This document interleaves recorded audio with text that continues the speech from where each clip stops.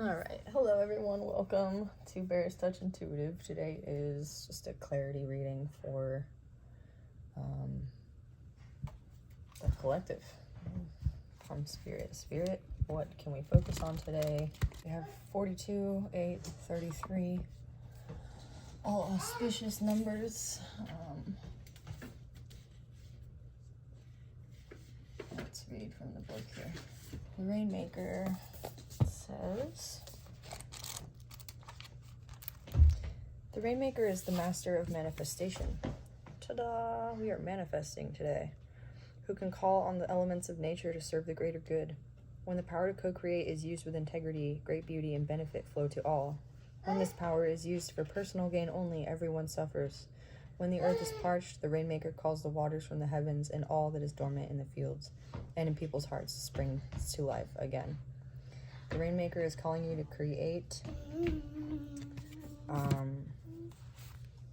something new from the elements that are already in your life. Be sure you work with what is and not with what might be or could have been.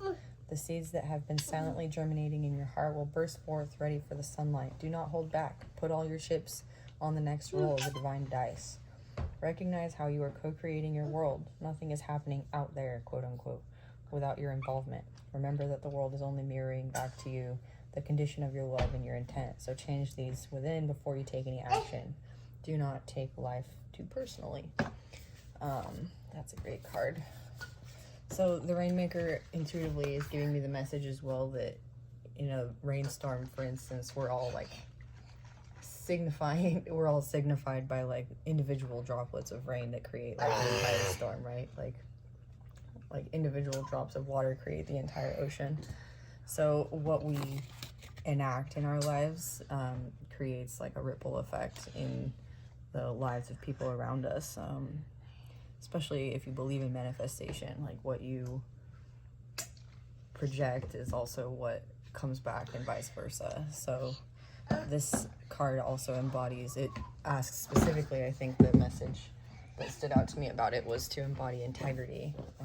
Whatever you do today, know that it has effects that go beyond you and your personal values, your personal sphere.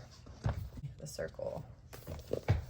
Unification, interconnectedness, and a sense of continuum is what this card implies. The circle reminds us we are all one, dancers in a unified, continuous, inclusive circle. The card reminds us of the cycles of life, an evolving self, ever-changing and always connected. Human spirit, nature, and the cosmos, all intrinsically connected.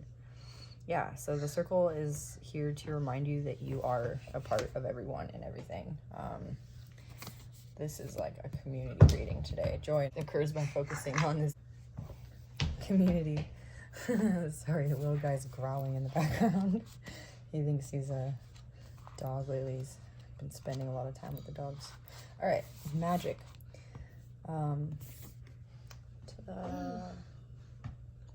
This symbol represents the infinite intelligence of the Great Spirit that makes up the fundamental fabric of the universe.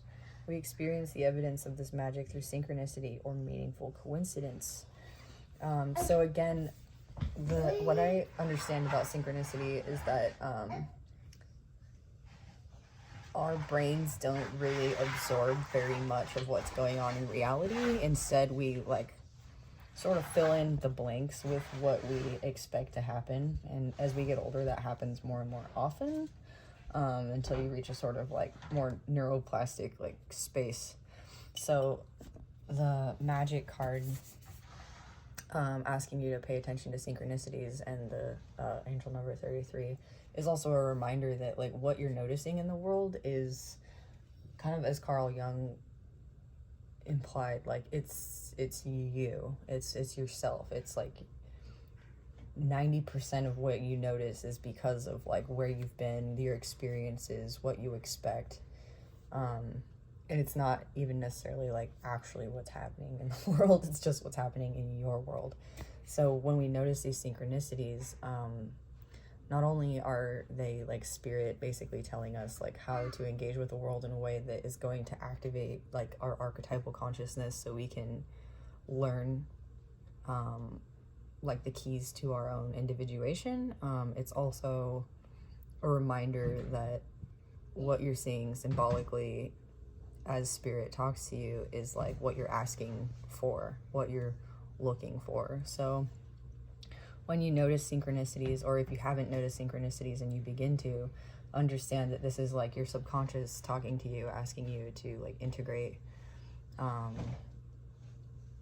those parts of yourself by engaging with the community. Like, as if we engage with the community and around us as like basically a part of ourselves, if we are all one, right? Like, we all come from the one, we're all individual parts of the one, then engaging with the community as if everybody is like an extension of yourself.